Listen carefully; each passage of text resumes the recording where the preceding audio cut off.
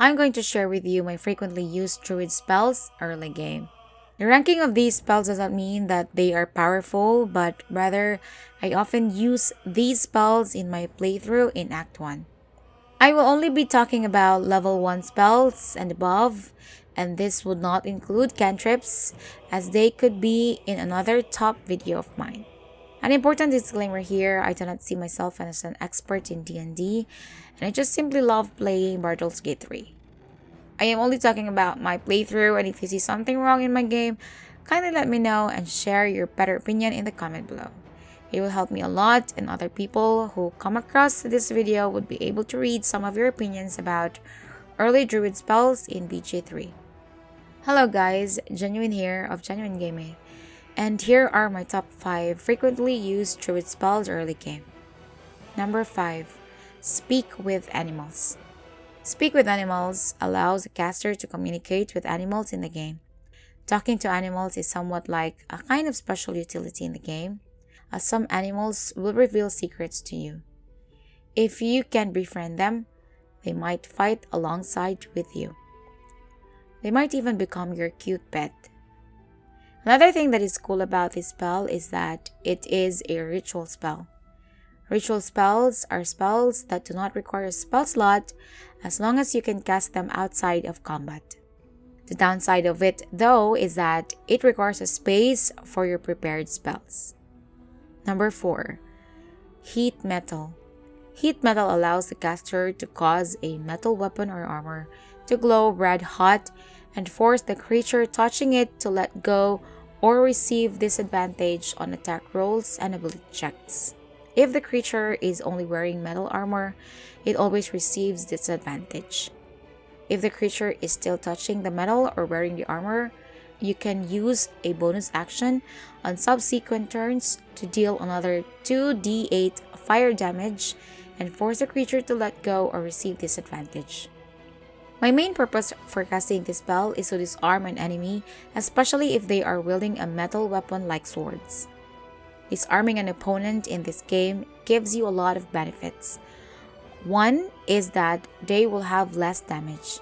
Another is that they will lose the benefits they have for wielding such weapons. And if they are wearing metal armor, or if they did not let go of their weapon, by using only your bonus action, you can deal another 2d8 fire damage up to 10 turns. Upcasting this spell would increase the damage by 1d8 fire damage per level. Number 3. Healing Word. Healing Word is a spell that heals 1d4 hit points to a target that you can see. 1d4 may sound too small and not worth spending a spell slot. The reason I often use this spell is that it is a bonus action. Druids have few abilities that require a bonus action. I would rather use my Druid's bonus action than my Dying Monk's bonus action. Instead of my monk drinking a healing potion on their bonus action, I would rather use Flurry of Blows for my monk's bonus action and let my druids heal my monk on my druid's bonus action. Doing so utilizes both bonus actions, so as not to waste so many spell slots just for Healing Word. I only use it when my companions are really on the brink of being downed or when they are downed. I would rather use a short rest to heal up my dying comrades instead of spending several spell slots to prepare for another battle. Upcasting this spell would increase 1d4 HP per level. Number 2. Flame Blade. Flame Blade allows the caster to conjure a flaming scimitar in your hand that deals 3d6 fire damage and sheds bright light in a 3-meter radius and dim light in a 6-meter radius. The blade can be equipped and equipped again but has to stay on the spellcaster's person. I usually use this spell together with either Heat Metal or Moonbeam. If ever I use this with Heat Metal, my Flame Blade should be on my main hand so that I can use my regular action to attack an enemy with Flame Blade and use my bonus action to reapply Heat Metal. And if ever I use this spell together with Moonbeam, the Flame Blade should be on my offhand so that I can use my regular action to move Moonbeam and my bonus action to attack with Flame Blade. One tip in casting Flame Blade, If you want Flame Blade in your main hand, put another weapon in your main hand so that when you cast Flame Blade, you will immediately equip the blade in your main hand and your previous weapon on the main hand will go to the offhand. And if you want to equip Flame Blade in your offhand, when you cast it, dual wield a weapon.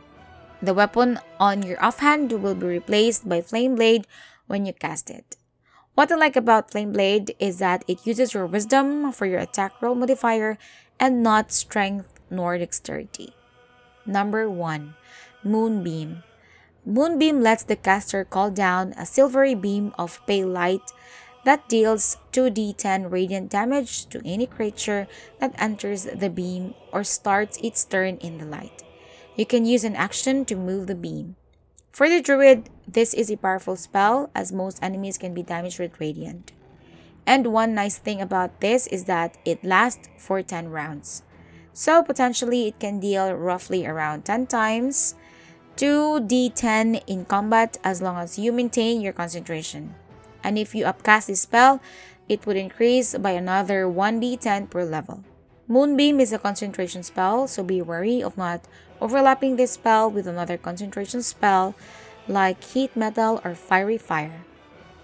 So those are the spells that made it to my top 5 frequently used Druid spells in Act 1. What spells would you want to include in this list? And if you agree with my list, let me know by leaving a like. And for more Baldur's Gate 3 videos, subscribe to the channel. See you in the next video. Ciao!